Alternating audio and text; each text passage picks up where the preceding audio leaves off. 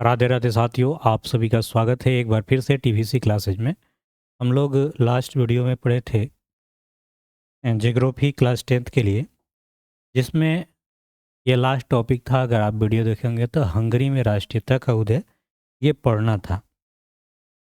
इस नोट से होगा क्या, आप जितना भी आपके बुक में एनसीईआरटी में और बिहार स्टेट वाली जो बुक है ना एससीईआरटी, उसका निचोड़ है, मतलब एससीईआरटी का ही, एनसीईआरटी ना कहें तो ही सही है।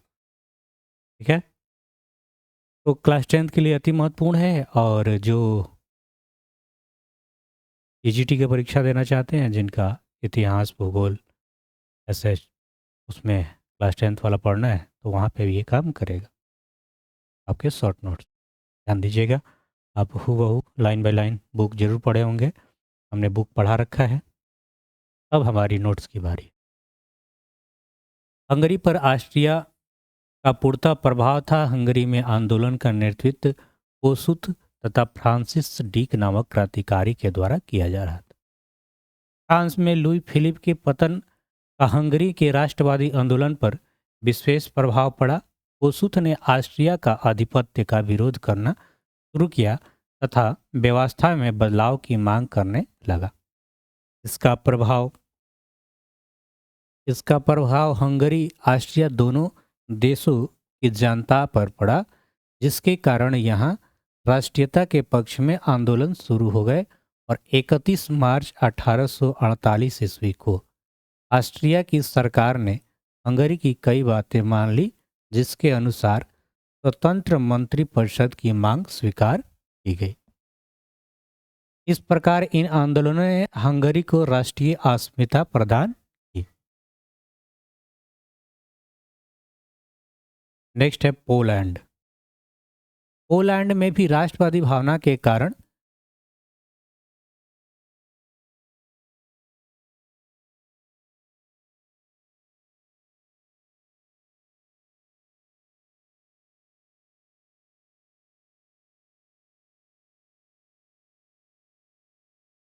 चलिए देखेंगे ध्यान से। पोलैंड में राष्ट्रवादी भावना के कारण रूसी शासन के विरुद्ध विद्रोह शुरू हो गए और 1830 ईस्वी की क्रांति का प्रभाव यहाँ के उदारवादियों पर भी व्यापक रूप से पड़ा, परंतु इन्हें पोलैंड तथा फ्रांस की सहायता नहीं मिल सकी। कुछ लग रहा है सिर में चल रहा है जो डिस्टर्ब कर रहा है।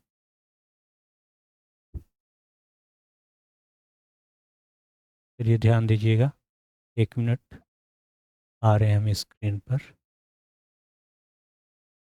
लाइट है ना, डिस्टर्ब हो जाता, तो सहायता नहीं मिल सकी। अतः इस समय रूस ने पोलैंड के विद्रोह को कुचल दिया।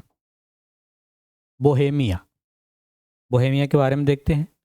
बोहेमिया जो ऑस्ट्रियाई शासन के अंतर्गत था, में हंगरी के घटनाक्रम का प्रभाव पड़ा और बोहेमिया की बहुसंख्यक चेक जाति स्वायत्त शासन की मांग को स्वीकार किया गया, परंतु आंदोलन ने हिंसात्मक रूप धारण कर लिया, जिसके कारण ऑस्ट्रिया द्वारा क्रांतिकारी का सख्ती से दमन कर दिया गया। इस प्रकार बोहेमिया में होने वाले क्रांतिकारी आंदोलन की उपलब्धि अस्थायी न रह सकी। परिणाम क्या हुआ? यूरोप में राष्ट्रीयता की भावना का विकास फ्रांसीसी क्रांति के समय से शुरू हुआ। प्रत्येक राष्ट्र की जनता शासक के लिए उनका राष्ट्र ही सब कुछ है हो गया। इसके लिए किसी हद तक जाने के लिए तैयार रहने लगे। बड़े यूरोपीय राज्यों यथा जर्मनी, इटली, फ्रांस, इंग्लैंड जैसे देशों में राष्ट्रवाद की भावना बढ़ गई। भारत में यूरोपीय राष्ट्रवाद के संदेश पहुंचने शुरू हो चुके थे। मैसूर के शासक टीपू सुल्तान स्वयं 1789 की फ्रांसीसी क्रांति से काफ़ी प्रभावित थे और इसी प्रभाव में उसने भी जैकोबिन क्लब की स्थापना करवाई तथा स्वयं उसका सदस्य बने। कौन? टीपू सुल्तान ने जैकोबिन क्लब की स्थापना कराई और उसका सदस्य बने। यूरोप के राष्ट्रवाद से प्रभावित होकर। यह भी कहा जाता है कि उसने श्रीरंगपट्टनम में ही स्वतंत्रता का प्रतीक वृक्ष भी लगवाया था। बाद में भारत में 1857 की क्रांति से ही राष्ट्रीय तत्व नजर आने लगे थे। और आप अगर कंपटीशन की तैयारी करते होंगे तो बार बार ये बात सुनेंगे प्रश्न कि 1857 की क्रांति को किसने कहा था कि पहला स्वतंत्रता संग्राम था। वो कहे थे बीडी सावरकर। इस प्रकार के यूरोप में जर्मनी राष्ट्रीयता की भावना ने पहले यूरोप एवं अंततः पूरे विश्व को प्रभावित किया।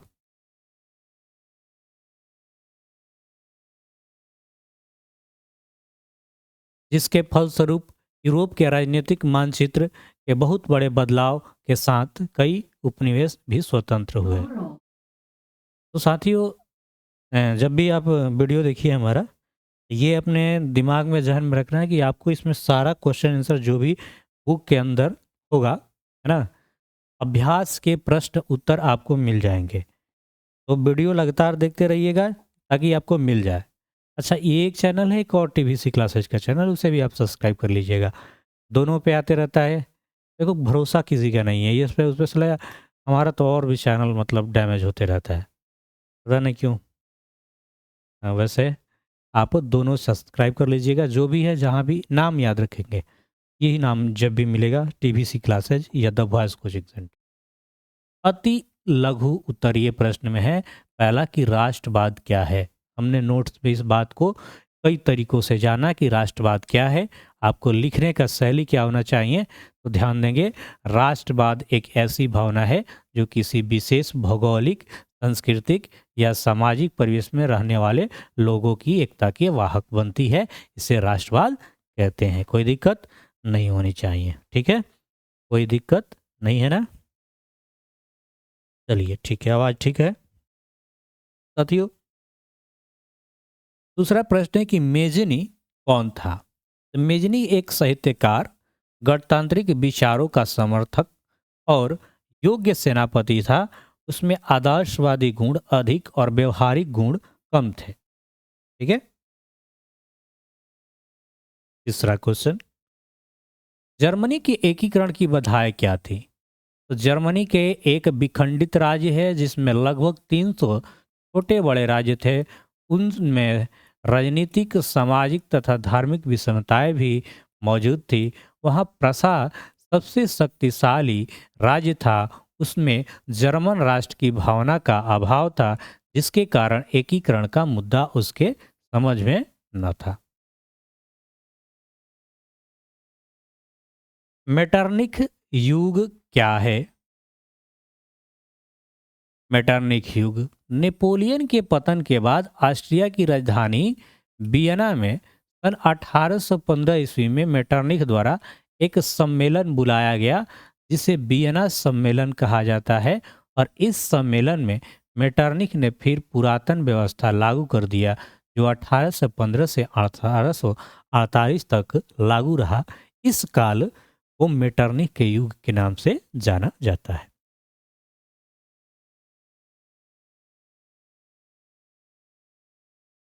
लघुतरीय में प्रश्न है कि 1848 फ्रांसीसी क्रांति के कारण क्या थे।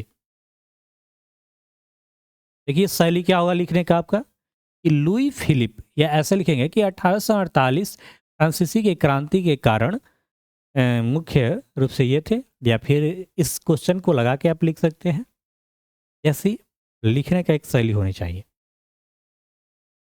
1848 के फ्रांसीसी क्रांति के कारण लुई फिलिप एक उदारवादी शासक थे, लेकिन वह महत्वाकांक्षी था। जो लुई फिलिप है, एक उदारवादी शासक थे, लेकिन कैसे थे, वो महत्वाकांक्षी थे। उसने अपने विरोधियों के खुश करने के लिए स्वर्णिम मध्यम वर्गीय नीति का अवलंबन किया और सन 1840 में गीजो को प्रधानमंत्री बना दिया। 1840 में गीजो को क्या बना दिया, प्रधानमंत्री बना दिया, जो कट्टर प्रतिक्रियावादी था और किसी भी तरह के वैधानिक, सामाजिक एवं आर्थिक सुधारों के विरोधी था। लुई फिलिप ने पूंजीपतियों वर्ग को अपने साथ रखना पसंद किया, जिसके जिसे शासनकाल कार्य अभिरुचि नहीं था।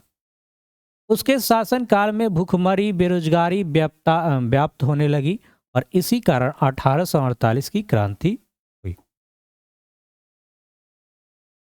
अगला क्वेश्चन, क्वेश्चन नंबर नेक्स्ट देखेंगे, जिसमें क्वेश्चन है कि इटली जर्मनी के एकीकरण में ऑस्ट्रिया की भूमिका क्या थी। आप एक एक क्वेश्चन लगा के भी सर्च करेंगे तो भी मिलेगा ना। एक चैनल पे अपना जो सेकंड चैनल है उस पे ऐसे आ रहा है वीडियो, क्वेश्चन और उसका आंसर, एक क्वेश्चन एक आंसर, मतलब एकदम शॉर्ट में 2-3 मिनट में एक एक क्वेश्चन करते जा रहे हैं, क्योंकि बहुत वो भी अच्छा रहेगा, मतलब किसी को एक प्रश्न ढूंढना हो तो सर्च कर लेगा। आगे बढ़ते हैं।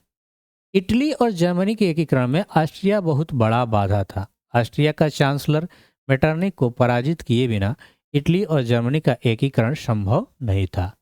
1830 ईस्वी में क्रांति के बाद इटली में आंदोलन शुरू हो गया, लेकिन ऑस्ट्रिया के चांसलर मेटरनिख द्वारा आंदोलन को दबा दिया गया, जिससे इटली का एकीकरण धीमा पड़ गया। इसी प्रकार जर्मनी में भी मेटरनिख द्वारा राष्ट्रीय आंदोलन को दबाया जा रहा था। इस प्रकार ऑस्ट्रिया, इटली और जर्मनी के एकीकरण का मुख्य बाधा।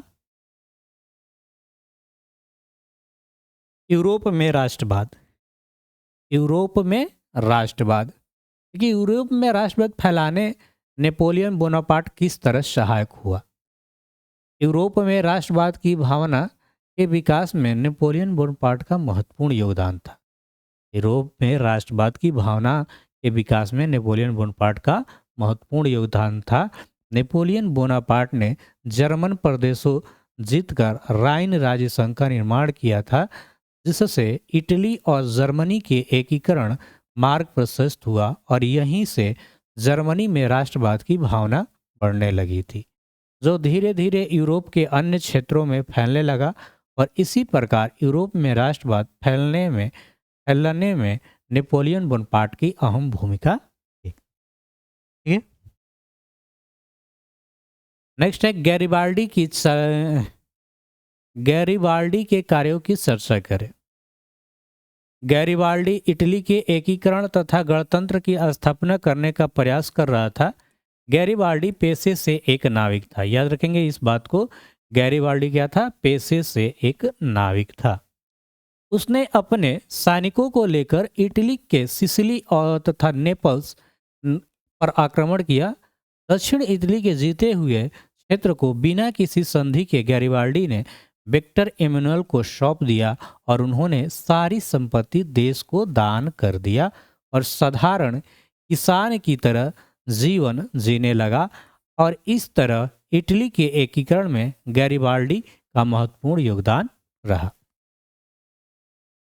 विलियम एक के बगैर जर्मनी का एकीकरण बिस्मार्क के लिए असंभव था। कैसे? पूछ रहा है कि विलियम प्रथम जो है, विलियम प्रथम के बगैर जर्मनी का एकीकरण बिस्मार्क के लिए असंभव था। कैसे? विलियम प्रथम राष्ट्रवादी विचारों का पोषक था। जनवरी 1830 में विलियम प्रथम प्रसा का शासक बना। वह साहसी, व्यवहार कुशल और योग्य सैनिक था। सिंहासन पर बैठते ही उसने सैन्य शक्ति बढ़ानी शुरू कर दी और उसने जर्मन राष्ट्रों को एकता के सूत्र में बांधने के उद्देश्य को ध्यान में रखकर महान कूटनीतिज्ञ बिस्मार्क को अपना चांसलर नियुक्त किया। अतः विलियम प्रथम के बिना जर्मनी का एकीकरण बिस्मार्क के लिए असंभव था। और दीर्घ उत्तरीय प्रश्न में जो पहला प्रश्न है वह कि इटली के एकीकरण में मेजेनी, काबूर और गैरिबाल्डी के योगदानों को बताएं। दीर्घ उत्तरीय है, इसमें ज़्यादा लिखना पड़ेगा आपको और सभी के बारे में लिखना पड़ेगा थोड़ा थोड़ा, ताकि बातों जो पूछा है उसको पूरा कर सके। पर कि इटली के एकीकरण में मेजेनी, काबूर और गैरिबाल्डी के निम्नलिखित योगदान है। इसी तरह आपके लिखने का शैली होगा। आगे बढ़ते हैं, आएंगे देखेंगे निम्नलिखित क्या क्या है।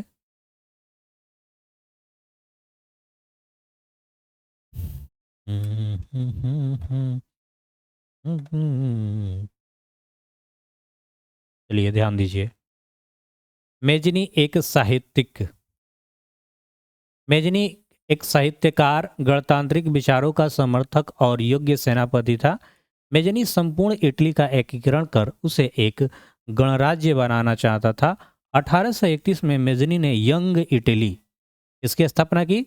यंग इटली का स्थापना किया था कौन? मेजनी। और यंग इंडिया कौन किए थे? गांधी जी, महात्मा गांधी। यंग इटली की स्थापना किया, जिसका उद्देश्य इटली प्रायद्वीप और से ऑस्ट्रिया का हस्तक्षेप समाप्त कर उसका एकीकरण करना था। 1834 में यंग यूरोप नामक संस्था का गठन कर मेजनी ने यूरोप के अन्य देशों में चल रहे राष्ट्रीय आंदोलन को आगे बढ़ाया।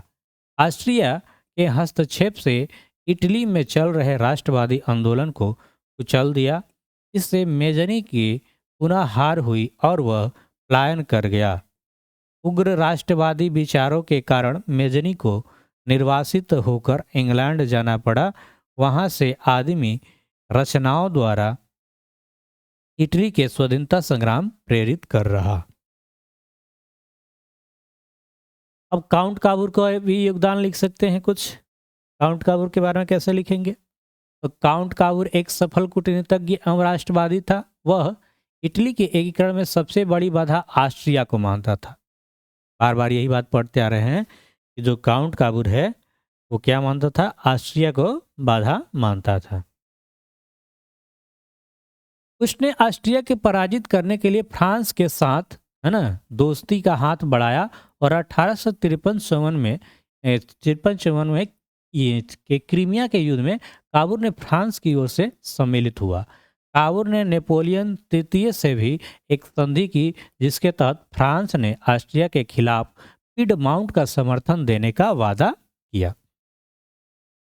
1860-61 में काबूर ने सिर्फ रोम को छोड़कर उत्तर मध्य इटली सभी रियासतों परमा, मोडेना और टस्कनी आदि को मिला लिया था तथा जनमत संग्रह कर इसकी पुष्टि कर लिया और 1862 में दक्षिणी इटली, रोम तथा वेनेसिया को छोड़कर बाकी रियासतों को विलय में हो गया और सभी ने विक्टर इमैनुअल के शासक माना। इस तरह काउंट काबूर के बारे में कुछ लिख सकते हैं। और यह है गैरिबाल्डी। तो गैरिबाल्डी का क्या क्या कार्य है जी?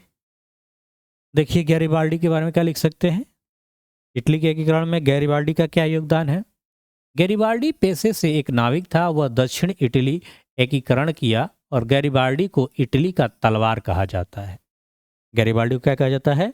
इटली के तलवार कहा जाता है। उसने लाल कुर्ती नामक नवयुग का संगठन कायम किया। यही पूछेगा कि लाल कुर्ती नामक संगठन इसने तैयार किया। इसकी सहायता से उसने 1860 ईस्वी में नेपल्स के राजा को पराजित किया। बाद में सिसिली और पोप अपने कब्जे में ले लिया। इसके बाद गैरिबाल्डी ने अपने सारे जीते हुए इलाकों को विक्टर इमैनुअल को बिना किसी संधि को सौंप दिया और विक्टर को इटली का राजा घोषित कर दिया। पिडमाउंट सिर्डेनिया का नाम बदलकर इटली राज्य कर दिया गया। इसी प्रकार 1971 ईस्वी तक इटली का एकीकरण मेजनी, काबूर और गैरिबाल्डी जैसे राष्ट्रवादी नेताओं के योगदान के कारण पूर्ण हुआ। ठीक है, बढ़ा जाए आगे। और क्वेश्चन नंबर 2 है दीर्घोत्तरीय में जर्मनी के एकीकरण, इसके एकीकरण में जर्मनी के एकीकरण में बिस्मार्क की भूमिका का वर्णन करें। चलिए थोड़ा सा ध्यान दीजिएगा। बिस्मार्क जर्मन डाइट में प्रसा का प्रतिनिधित्व हुआ करता था और अपनी सफल कूटनीतिज्ञ का लगातार परिचय देते आ रहा था। यह उसकी कूटनीतिज्ञ सफलता थी। बिस्मार्क जर्मनी के एकीकरण के लिए रक्त और लौह की नीति का अवलंबन किया। उसने अपने देश में अनिवार्य सैन्य सेवा लागू कर दिया। बिस्मार्क ने अपनी नीतियों के कारण प्रसा को सुदृढ़ किया और प्रसा के किसी भी मायने में ऑस्ट्रिया से कम नहीं रहा। 1866 में ऑस्ट्रिया ने प्रसा के खिलाफ सेडावा के युद्ध घोषणा कर दिया और ऑस्ट्रिया युद्ध में बुरी तरह पराजित हुआ। जून 1870 में सेडान की युद्ध में फ्रांस को हरा दिया। इस प्रकार बिस्मार्क ने डेनमार्क, ऑस्ट्रिया और फ्रांस के साथ युद्ध कर जर्मनी का एकीकरण करने में सफलता प्राप्त की। तो इस तरह से आप लिखेंगे। क्वेश्चन नंबर 3 है, ध्यान दीजिएगा। और 3 को कैसे लिखना है, क्या है कह रहा है 3 नंबर क्वेश्चन, अरे कि राष्ट्रवाद के उदयों के कारण एवं प्रभाव की चर्चा करें। राष्ट्रवाद आधुनिक विश्व की राजनीतिक जागृति का प्रतिफल है। यह एक ऐसी भावना है जो किसी विशेष भौगोलिक, सांस्कृतिक या सामाजिक परिवेश में रहने वाले लोगों की एकता की वाहक बनती है।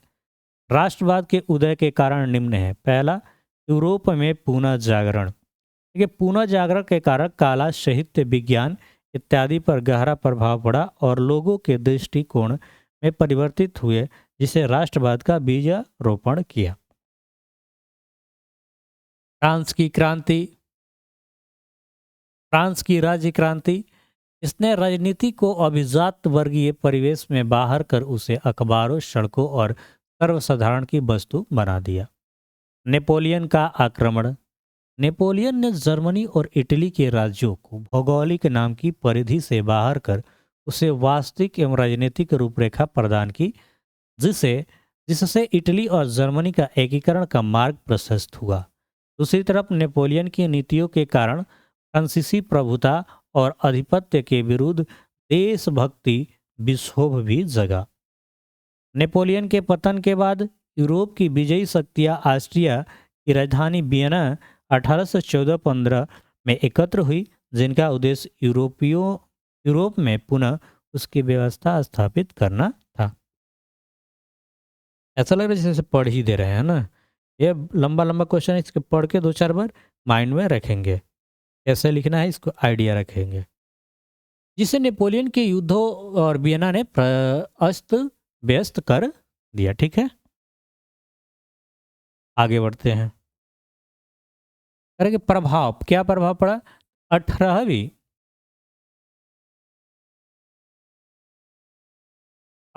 एवं 19वीं शताब्दियों में यूरोप में जिस राष्ट्रवादी की लहर चली, उसके व्यापक और दूरगामी प्रभाव यूरोप और विश्व पर पड़े, जो निम्नलिखित थे। पहला, राष्ट्रीयता की भावना से प्रेरित होकर अनेक राष्ट्रों में क्रांतिकारी आंदोलन हुए। इनके फलस्वरूप अनेक नए राष्ट्रों का उदय हुआ, जैसे इटली और जर्मनी का एकीकृत राष्ट्र।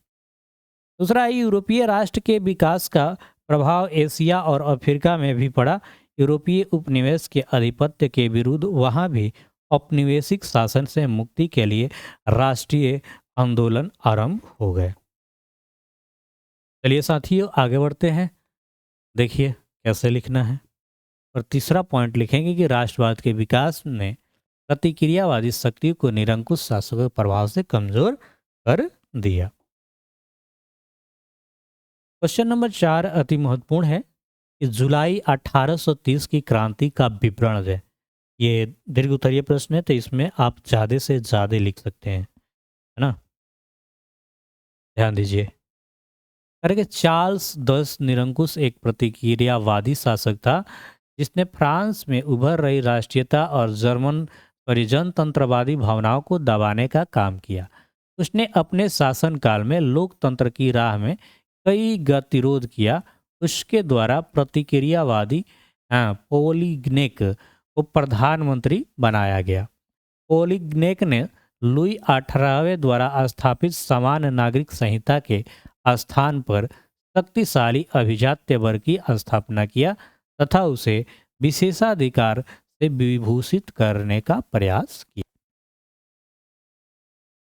उसके इस कदम को उदारवादियों ने चुनौती तथा क्रांति के विरुद्ध षड्यंत्र समझा और प्रतिनिधि का सदन एक दूसरे उदारवादियों ने पेलिग्नेक के विरुद्ध गहरा असंतोष प्रकट किया। चार्ल्स दस ने विरोध की प्रतिक्रिया स्वरूप 25 जुलाई 1830 ईस्वी को 4 अध्यादेश द्वारा लोकतंत्र का गला घोटने का प्रयास किया।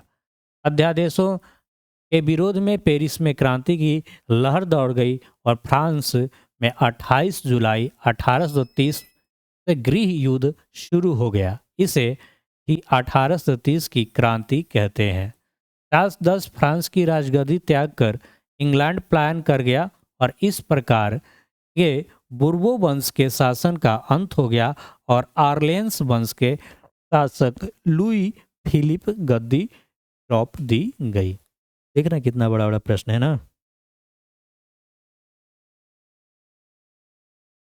अगला क्वेश्चन है कि यूनानियों स्वतंत्रता आंदोलन का संक्षिप्त विवरण दे। यूनानी सभ्यता, साहित्यिक प्रगति, विचार, दर्शन, कला, चिकित्सा, विज्ञान पूरे देश में फैलने लगा। यहाँ तक कि ज्ञान विज्ञान के पूरे यूरोप के लिए प्रेरणा का स्रोत है। इसके बाद भी यूनान तुर्की साम्राज्य के अधीन था।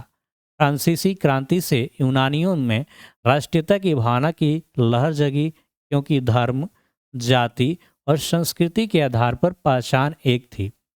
तुर्की शासन को अलग करने के लिए यूनान में आंदोलन चलाए जाने लगे। इंग्लैंड का महान कवि लॉर्ड बायरन यूनानियों की स्वतंत्रता के लिए यूनान में ही शहीद हो गया। इससे यूनान की स्वतंत्रता के लिए यूरोप में लहर दौड़ने लगी।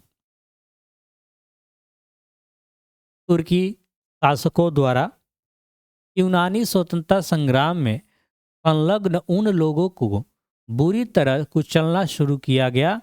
1821 में अलेक्जेंडर सीप्सलांटी के नेतृत्व में यूनान में विरोध शुरू हो गया और अप्रैल 1826 में ग्रेट ब्रिटेन और रूस में एक समझौता हुआ। फ्रांस का राजा चार्ल्स 10 यूनानी स्वतंत्रता में दिलचस्पी लेने लगा। 1827 में लंदन में एक सम्मेलन हुआ। इंग्लैंड, फ्रांस तथा रूस ने मिलकर तुर्की के खिलाफ यूनान के समर्थन में संयुक्त कार्यवाही करने का निर्णय लिया। इस प्रकार तीनों देश की सेना नरवीनों की खाड़ी में तुर्की के खिलाफ एकत्र हुई। युद्ध में तुर्की की सेना पराजित हुई और अंततः 1829 में एड्रियानोपल की संधि हुई, जिसके तहत तुर्की का नाम प्रभुता में यूनान को स्वायत्तता देने की बात हुई। परंतु यूनानी राष्ट्रवादियों ने संधि की बात को मानने से इनकार कर दिया। उधर इंग्लैंड तथा फ्रांस भी यूनान पर रूस के प्रभाव की अपेक्षा इसे स्वतंत्र देश बनाना बेहतर मानते थे। फलतः 1832 में यूनान को एक स्वतंत्र राष्ट्र घोषित कर दिया गया और बेवेरिया के शासक ऑटो को स्वतंत्र यूनान का राजा घोषित किया गया। ठीक है साथियों, देखिए यहाँ पे क्या कर रहे हैं हम, एक दो पार्ट में ये चैप्टर 1 कंप्लीट हो गया जो भी नोट्स में था, और एक एक क्वेश्चन थोड़ा जल्दी में ही कर दिए। आप इसे 2 बार 3 बार देख लीजिए, जितने बार देखना है देख लीजिएगा। एक बार बुक आप पढ़े हैं ये नोट्स, और हाँ, जिन साथियों को इस नोट्स को लेना होगा तो आप व्हाट्सएप नंबर पर संपर्क कर सकते हैं 8873786113 नंबर लिख दे रहे हैं। यहाँ से आप 299 का पेमेंट कीजिएगा, आपका सारा नोट्स मिल जाएगा हर सब्जेक्ट का, 88, 73, 78, 61 और 13, है ना। इस नंबर पे आप व्हाट्सएप कर दीजिएगा पेमेंट करके, उसके बाद आपको सारा का सारा नोट्स, समय लगेगा थोड़ा सा, मिल जाएगा। तो आज के लिए इसमें इतना ही रखते हैं। नेक्स्ट वीडियो जो आएगा वो होगा किसका, समाजवाद एवं साम्यवाद। राधे राधे।